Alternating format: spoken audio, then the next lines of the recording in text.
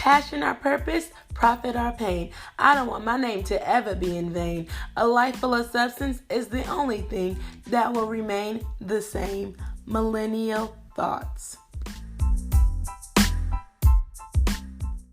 Welcome back to Millennial Thoughts with your girl Alicia. As you all know, we are doing a travel series. So I have another person from the internet that I met. Her name is Danielle, and she's a travel finance strategist, writer, speaker, and podcaster. And today we'll just be talking about how she affords travels, balancing 9 to 5, and also a couple of her new projects that she has. So yes, I'm so excited that she could come on and talk to us about it. So hi Danielle, how are you? I'm good. Thank you so much for having me on your show. I already knew Millennial Thoughts. I'm like, I'm the thought card. So we Yeah. go so well, right? Yes, most definitely. Just always think about, the next adventure, next trip, anything in life. So yes, that's so cool. So if you don't mind, you can tell me a little bit about yourself or how you got into traveling, just some things. Yeah, so my name is Danielle Desir, and I am the creator of the blog called The Thought Card. And it's a travel finance blog that really shares how to afford travel, but also take care of all your other financial responsibilities. So I shared a lot about my student loan debt repayment story. And now that I'm a homeowner, I'm sharing more about home ownership as well as building wealth and investing. So my travel story really started from when I was a little girl. I would spend every summer with my grandparents in Haiti. And that's where I really learned how to speak a different language. I learned about different cultures. I pretty much immersed myself and I became like a local. But what happened is that, at a certain point in life, which was high school, like travel kind of became uncool because I really wanted to spend summers with my friends, going to the movies and, Mm-hmm. just being a teenager. But then I realized that, I really wanted to start traveling in college. So there were study abroad programs, and some of my friends were doing spring break trips, but Danielle did not have the funds. I had a couple of little small jobs here and there at school, like working as a tour guide and working as a customer service rep at a movie theaters, but that wasn't enough to take these like bigger, more lavish trips. Mm-hmm. So what I decided to do is that after I vowed to myself, after I graduated from school, I would get my job, my first job, and I would save enough money to go on my dream trip, which that trip was a week-long trip to Paris, which I actually made happen, which was really, really exciting. Yeah. Yeah, so I I traveled wonder. solo to Paris for the first time after graduate school, and that really is what opened up my eyes to see, okay, like if I really want to make travel a financial priority in my life, I have to move differently. I have to be creative. Because at the time I also had student loan debt and I had other financial goals that I wanted to tackle, but I also wanted to travel. So that's really where it all began. And now in 2019, I've traveled to 26 countries. So I've been putting in a lot of work. Yes. Do you have a goal of like how many countries you want to get by a certain age or something like that? No, I keep it really open. I really like to follow the flight deals.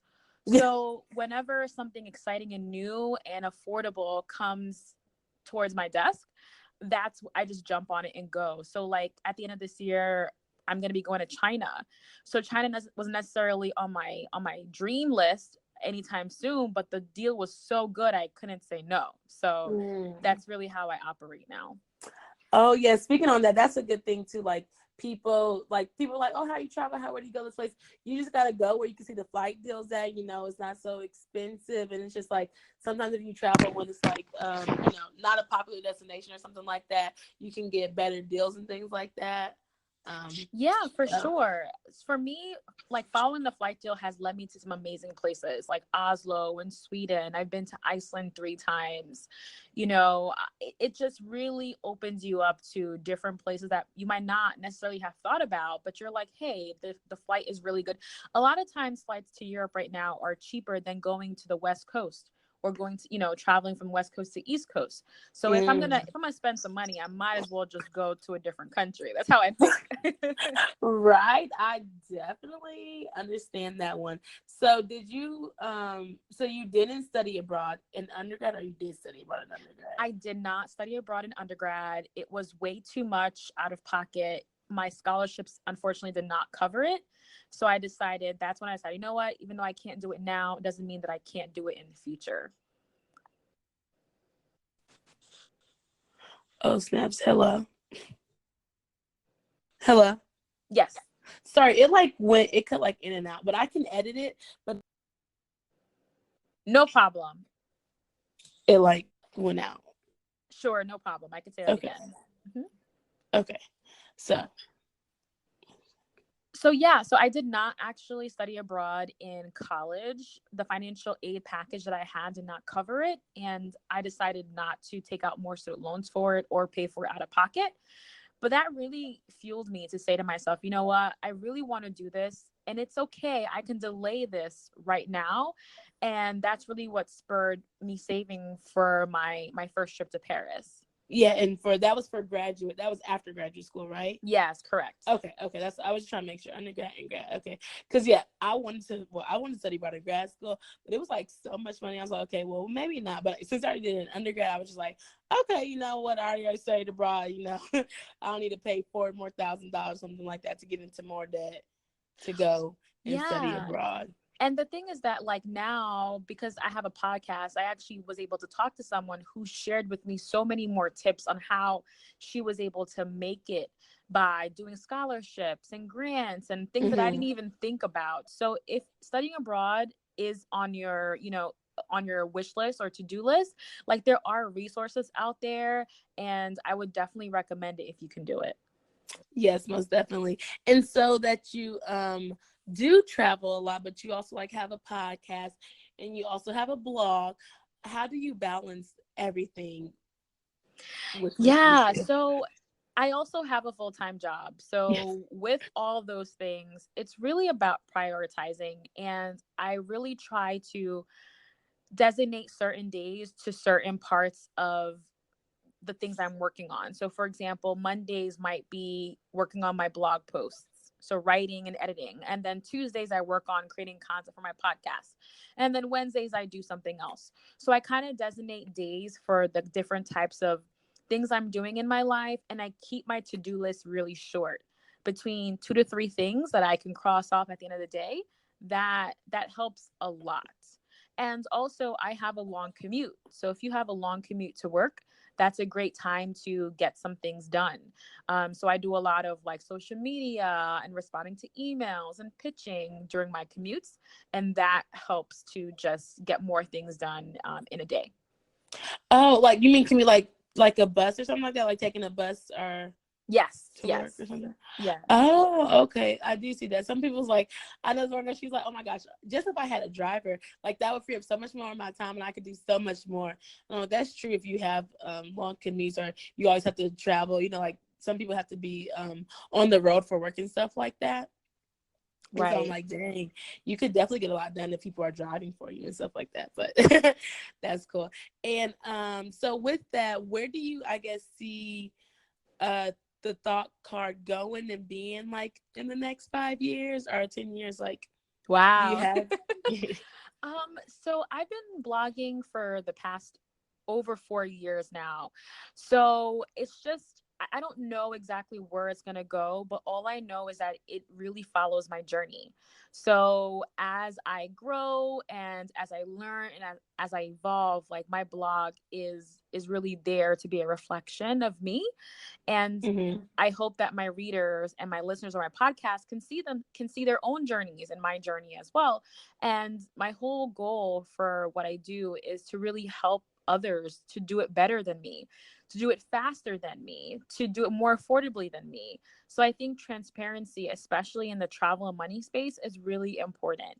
Whenever someone says, something like, oh yeah, you could travel the world for free, please give them the side eye, because travel costs money, and it's not something that is impossible, but you have to, personally, I feel like you have to be strategic, and if you have other competing priorities, you have to be creative too. So that's really what the blog is all about. And I started my podcast a year ago now, actually, and I love it. It's a great way Mhm. for me to talk to other travelers, to talk to other people who have interesting money stories, and I've learned so much in the process. So those are the things I'm working on. Oh yeah, I was gonna say, what made you what made you call it the thought card? Sure. So the person I was dating at the time would, whenever we would get into like little tidbits, he would send me thought cards. So it would be like an email or a handwritten note sharing Mm-hmm. his ideas and thoughts. And originally, when I first started getting these, I was like, this is lame. Can you just open your mouth and talk to me? But then over time, like I really took a liking to just sitting down and writing my thoughts. So pretty much the thought Oh. card is just all of the thoughts that I have on travel and money. Okay, I like that idea. Hopefully, don't ask for what is it called? People like, oh, give me my credit type stuff. but Exactly. but yeah, and then so you just went from the blog to the podcast, and then so the podcast you just like talk to people on there and different things about that. So yeah, that's cool. I was just like, oh, that's interesting. I wonder like how people think about like how to name their blogs, how to name their podcasts, and stuff like that. Right. And I So also think it's important, like when you are creating content and you're coming up with a name, to come up with a name that you will like for a long time, I think, unless you're willing to rebrand. Because hmm sometimes you start a project as one thing and it transforms to something else. So yes. if you limit yourself in terms of your name, you'll have to rebrand. But for me, the hmm thought card could be anything.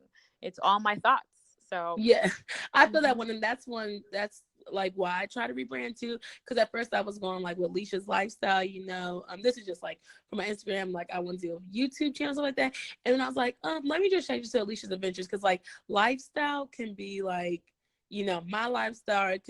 It could just not be as open as like adventures. I feel like adventures, people do think about that in travel, but I think of like adventures of life, so that's like if I do travel, if I do start a new job, if I do start a business, like it's just like so much more I could do with that word. And Exactly. so Hmm. thinking about that, just being open and like having that flexibility, I guess. And so we all know that going to college and you get student loans. And I know that on like some of your blogs you talk about student loan debt and like traveling. Do you have any tips for people who like still do want to travel but they do have student loans? Besides, I guess Yes. like looking at your blog, but Yes, absolutely. So the myth is that you cannot travel and have student loans. And I'm from the philosophy that that is not true. You can do more. You can even do more than that if you wanted to do more than travel, and you could definitely pay off your student loan debt. But again, it does take some strategic actions. And it really depends. Certain people, I think it's really important for you to, number one, take stock in how much you owe right now. Like right now, open up your student loan bill and see how much you owe. Because a lot of times we know we owe something, but we don't really know what it is. So hmm really taking stock in that number and owning that number and letting the emotion of whatever you feel. Like for me, what really, really lit the fire in me to pay off my student loan debt was the fact that when I opened up my student loan bill and figured out how much interest I was paying per day, I was paying $10.10 per day. So rain or shine, Great Lakes required me to pay $10.10. And I was so angry. So my anger really helped to propel me to pay off that debt sooner. So I would definitely say number one, definitely figure out where you are in your student loan journey, how much you owe, and find something that will motivate you to work on paying it off. And I would also say for student loan debt, if you're looking to make the minimum payment, you're never going to get there. What hmm is required for you to get to being debt free is to going above and beyond what is required of you. So for a lot of my repayment was just throwing money at my student loans. I had $63,000 of debt at the beginning, and I wasn't even making that much money at the when at my first job out of college. So it definitely felt like I was climbing up a mountain, but it just literally like it just snowballs into like this massive, like when you start taking action, it's just really slow snowballs. So I would say that. Number two, I would say, do you have a travel fund? So I also believe that it's really important for you to put money aside for the different goals that you have. So if travel is something that you want to do, make sure you have a like, bank account for it. And every time that you can, start putting money aside for your travel fund. So you could give it a creative name like, Las Vegas with Bay or Girls Trip to Bali or whatever you want to do. Give it a fun name and consistently save towards travel. So when I first started saving for travel, I would start with $25 every 2 weeks. So I know some people might laugh at that and be like, oh my God, that's nothing. But it literally, that was how I got my way to France. you know, all the small change and all the it's just literally compounding. It's just once you start taking action and it'll just lead to massive action in the end. So those are my tips. I would say know your numbers, definitely feel what you have to feel when you're looking at how much student loan you owe. And if it makes you angry, great. Use that to pay off your debt faster. If you want, definitely open up a travel fund, make it a separate bank account so it's not commingled in everything else, and then save consistently towards it. Even if it's 5, 10, $25, it's a good way to start. And at the end of the year, you'll be so glad that you have some money saved up for a trip. Right. And do you have any travel like credit cards or anything like that that you use? Just wondering. I don't know. Some people have like American Express or like the Chase card, something like that, credit cards or Yes. whatever. Yes. So I would say travel credit cards and travel hacking is an advanced topic. So I would say, yes, I have a lot of travel credit cards at this point. I have maybe over 13 at this point. Oh. Um, there are different cards. So I definitely would say if you do want to get into travel hacking, do your research, read blogs. There are a ton of blogs. I really like The Points Guy and Million Mile Secrets. They have really informative blogs to get you started. But I would also say to go with the Chase cards first, because Chase really has these really strict requirements that if you kind of start surpassing them, you kind of get X'd out of getting Chase cards. So it's called the 524 rule. So I would say if you are going to start travel hacking, go with Chase. They have the freedom, they have the preferred, they have a lot of different options. So start with those and then continue to branch off. Now, the whole point of the credit card hacking is for you to take advantage of the points and miles for free travel. So every time you sign up for a credit card, the point is to get a bonus, a sign up bonus that you could use towards a free trip. Okay. Yeah, I have recently heard of like travel hacking, stuff like that. People talk about it and things. I haven't started it. I just graduated. So now I'm just like, okay, I was really not trying to get a credit card ever. But I said, oh, get a credit card to get points to travel? Okay, that sounds like something I could do. Yeah. And the thing is that, like, I definitely understand that people may be apprehensive about getting a credit card. It might not be for you, and that's totally, totally fine.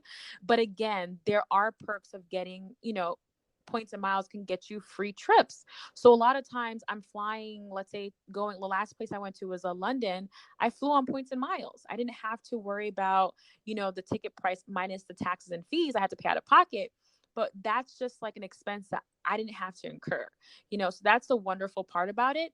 But for credit cards, especially, I would say treat it like a debit card. With a debit card, you swipe and the money comes out of your bank account immediately.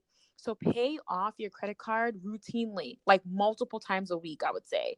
That's what I do. So keep your balance low. So if you use Mhm. your credit card like a debit card, you will not be getting into credit card debt, paying a lot of interest. So that is a hack that I highly recommend. Oh, okay, okay. I see what you're saying. Yes, and also you mentioned that you solo traveled to Paris. I know that's becoming more popular. Well, I feel like people have been doing it, but they haven't been talking about it much. And people were like scared and nervous and going to another country and being solo travel. Do you have any tips for like somebody who wants to just, well, not get up and go, but just somebody who wants to go to another country that they may not speak the language and they're going by themselves? Yeah. So, I mean, though that's twofold. So, one of them is building the confidence to solo travel.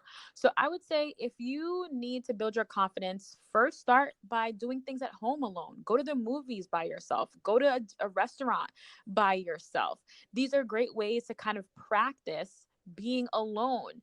I know a lot of people have this concern of like, people are looking at me. No one's looking at you, honey. Like, like it's just really good practice to do it in your local hometown, and also to not let the negativity of like movies like Taken and like movies like Hostel get into your head, because like those are movies.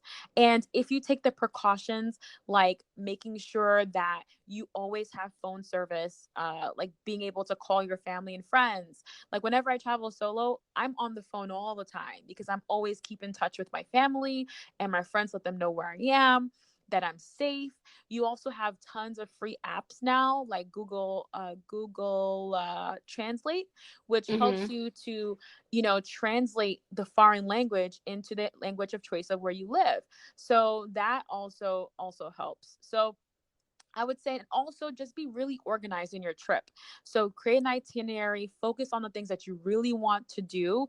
And at night, like you don't have to necessarily go out to the clubs and bars if you've been out all day. Like when I'm traveling solo, I wake up early. I go to the sites to avoid the crowds, but by nighttime I'm exhausted. So I just Literally. grab a bottle of wine. I grab a bottle of wine, I just chill out in my hotel room, and it's totally fine. So those are my tips. Solo travel is amazing. Like you just learn so much about yourself, and it's something that I highly recommend. And I do have some articles about it, so I'll share it with you guys in the show notes. Yes. Do you think that people should solo travel in the United States before you think they should go abroad? Or you think go big or go home? Like, I think it really depends. Again, it depends on your budget. So I've done a oh, lot of that's true. solo travel in the US. So I've been to places like Chicago. I really love Chicago. It's really fun. So it really just depends on your budget, but I would definitely recommend solo travel. And I'm from New York. So New York to Chicago is not that far. And that's like a really great way to kind of get your feet wet. I traveled to San Francisco often as well. So go to the cities that inspire you, that you are really captivated by, and Mhm. start there. But you can also go big and go home. Like Iceland Mhm. is a really great place for solo travel, and other places like Sweden. There are so many just different countries. So if you are thinking about solo travel, do a quick Google search also, and Google like, what are the safe places for female solo travelers, and you'll see a bunch of top 10 lists and see Mhm. which one speaks to you. Yes, oh my goodness. I was just talking to somebody. She was like from Gambia, and I was like just asking her questions. She's like, well, yeah, Gambia is safe. And she like went to Turkey. She's like, yeah, Turkey is safe to go by herself. Also, I think that's too like talking to people and knowing like what's going on. People that places that people have been and stuff like that. I'm like, okay, I'm gonna put that on my list to do a solo trip there. Like, sometimes you never think about places that you would go, like, oh, I want to go here, but I don't know too much about it. I think that's great too. And so I know like you're working on a lot of things, and that you have some projects that are coming up and that you started. So just like talk about it. I guess you can tell them and what made you do it and what is the next steps when they're coming out and stuff like that. So yeah. Yeah. So I've been like super busy, but I just been doing a lot of things that I'm really passionate about. So I recently released a Iceland travel guide. So I've been to Iceland 3 times, and after writing lots of articles on my blog and other publications, I said, you know what? Let me just sit down and compile all of my tips for traveling to Iceland. So this book is really helpful for those who are looking to have an affordable, adventurous, and culturally enriching trip to Iceland. And it's written with the Black woman in mind, so I do share some of my experiences and some tips as well. So that is out right now on Amazon. It's called Iceland Nature, Nurture, and Adventure. Okay. And I also have a budgeting course. So if you need help with creating a budget to really like tighten up your finances or to help you reach your goals, I have a budgeting course available. You can find it on my website, thoughtcard.com. Okay, yay. And is there anything else social media or anything else that you'd like them to follow you on to keep up with you? Yeah, so I'm the thought card across the board on social media. That includes Twitter, Instagram, and Pinterest, and also Facebook as well. And if you want to check out my blog, it's called thoughtcard.com. And if you are interested in listening to the podcast, it's called The Thought Card. You can find it on Apple Podcasts, Google Podcasts, Stitcher, TuneIn, all the places.